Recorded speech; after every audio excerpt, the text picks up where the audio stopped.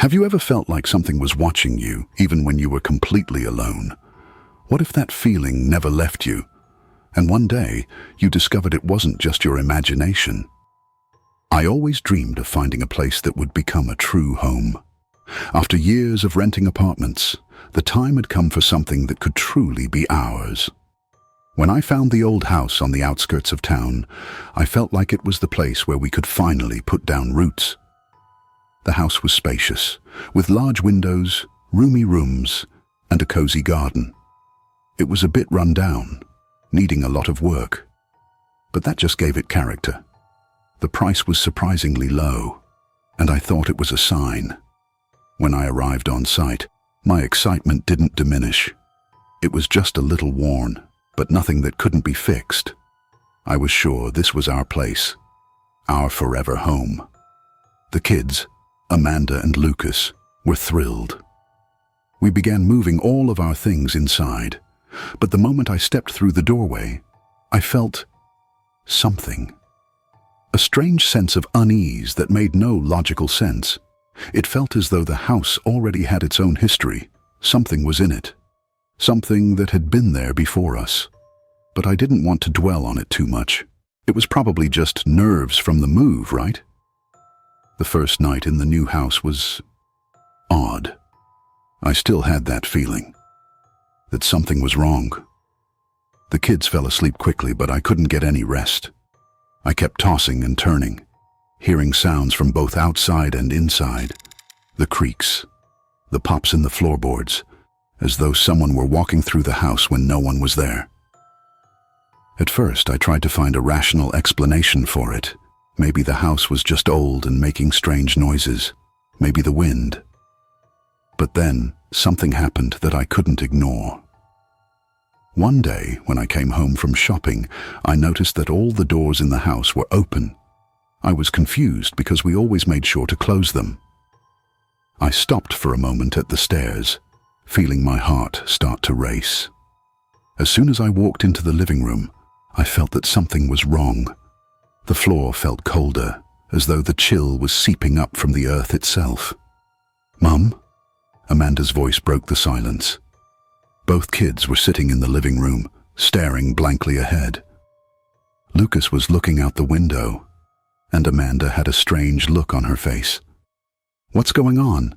I asked, and she responded calmly, but with a tone I hadn't heard before. "There's someone standing over there." I froze, looking at the corner she pointed to.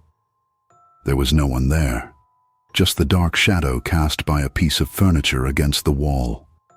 I felt an unsettling knot in my stomach, but I tried to stay calm. "There's no one there, sweetheart," I said, trying to sound reassuring. But deep down, I knew something was off. This wasn't normal. No child would react like that without reason. From that point on, Amanda and Lucas began to talk more about strange occurrences. Shadows moving in the corners of their rooms. At night, they heard footsteps in the hallway, but when I checked, no one was there. As the days went by, I began to notice more and more things that seemed wrong. The cold spots in the air, the strange noises that no one else seemed to hear, the fleeting glimpses of movement out of the corner of my eye. I tried to dismiss them as my imagination or the house settling. But the longer we stayed, the more the house began to feel alive, as though it was watching us. One night, after the kids had gone to bed, I decided to walk through the house. I wanted to calm my nerves, check that everything was in order.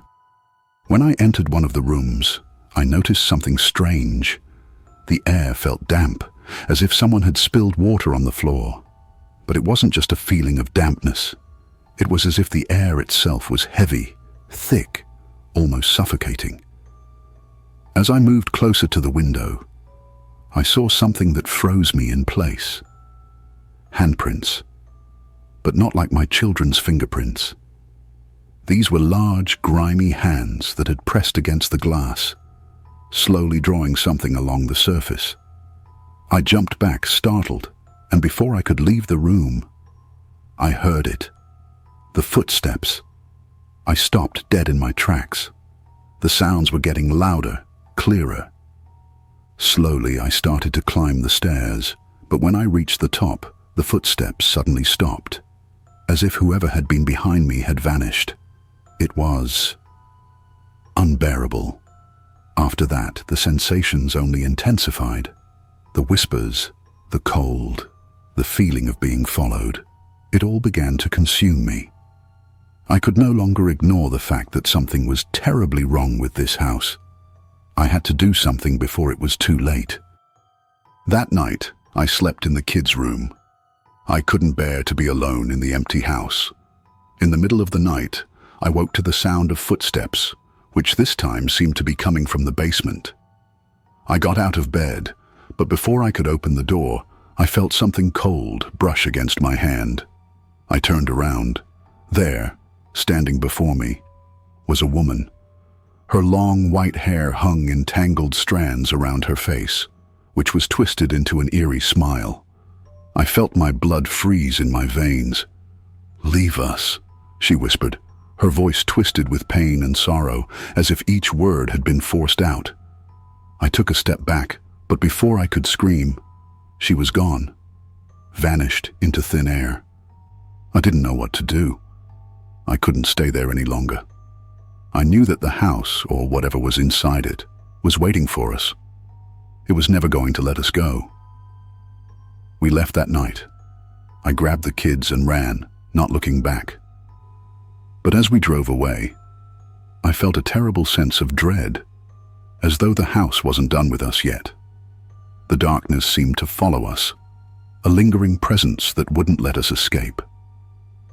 The house is still there, abandoned and quiet, but I know it's not empty. It's never truly empty. And I know deep down that one day, it will call for us again.